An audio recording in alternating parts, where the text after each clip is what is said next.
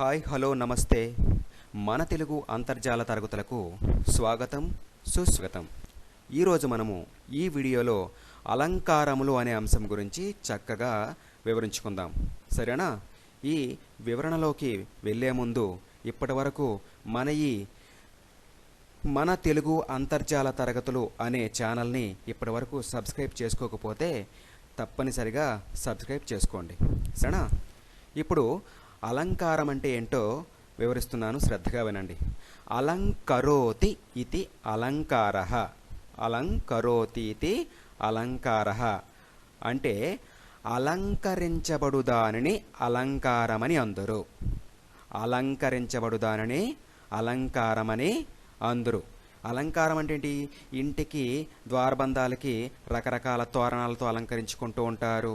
తర్వాత రకరకాల డిజైన్లతో ఈ విధంగా ఒక ఇంటికి ఏ విధంగా అయితే డెకరేట్ చేస్తుంటారో, ఒక బొమ్మకి ఏ విధంగా అయితే డెకరేట్ చేస్తుంటారో, అలానే కావ్యాలకి గ్రంథాలకి కూడా కవులు వాళ్ళు ఉపయోగించే పదాలు, ఆ పదాల యొక్క అర్థాల ద్వారా ఆ కావ్యం పాఠకుడు అంటే చదివేవాడికి ఆసక్తి కలిగించే విధంగా చేస్తూ ఉంటారంట.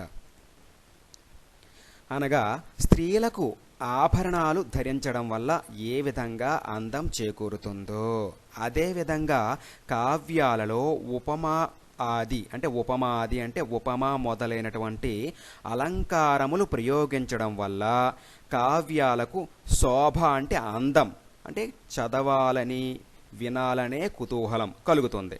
అనగా ఆ కావ్యాలకు విలువ వస్తుంది అని అర్థం.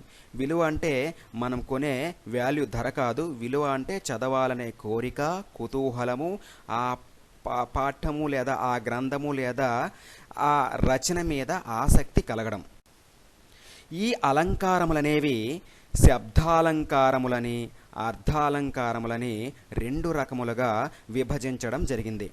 ఈ అలంకారములనేవి శబ్దాలంకారములని, అర్థాలంకారములని రెండు రకములుగా విభజించడం జరిగింది. అయితే ఇప్పుడు మనము శబ్దాలంకారములంటే ఏంటి, అర్థాలంకారములంటే ఏంటో క్లియర్గా ముందుగా ఒకటి శబ్దాలంకారములు.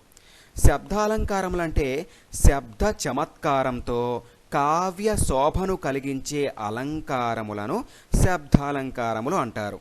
శబ్ద చమత్కారంతో కావ్య శోభను కలిగించే అలంకారములను శబ్దాలంకారములని అంటారు. అనగా పదాల కూర్పు ద్వారా, అంటే ఒక రచయిత, ఒక కవి ఉపయోగించే ఆ పదాలు ఏవైతే ఉన్నాయో ఆ పదాల కూర్పు ద్వారా, పద ప్రయోగం ద్వారా, ఎప్పుడు ఎక్కడ ఏ సందర్భంలో ఏ పదం వేస్తే ఆ సన్నివేశానికి, ఆ భావానికి, ఆ పదాల యొక్క కూర్పుకి ఒక విలువ వస్తుందో, గొప్పతనం వస్తుందో అనే ఆ పద ప్రయోగం ద్వారా ఆ కావ్యం లేదా గ్రంథం చదవాలనే కుతూహలం అనేది, అంటే కోరిక పాఠకుడిలో అంటే చదివేవాడిలో కలిగించడమని అర్థం. క్లియర్గా చెప్పాలంటే శబ్ద చమత్కారముతో కావ్య శోభను కలిగించే అలంకారములను శబ్దాలంకారములని అందరు. అనగా పదాల కూర్పు ద్వారా, పద ప్రయోగం ద్వారా ఆ కావ్యం లేదా గ్రంథం చదవాలనే కుతూహలము, కోరిక పాఠకుడికి అంటే చదివేవాడికి కలిగించడమని అర్థం. అర్థమైంది కదా? రెండవది అర్థాలంకారములు. ఇక్కడ అర్థాలంకారములు అంటే అర్ధ చమత్కారంతో కావ్య శోభను కలిగించే అలంకారములను అర్థాలంకారములని అందురు.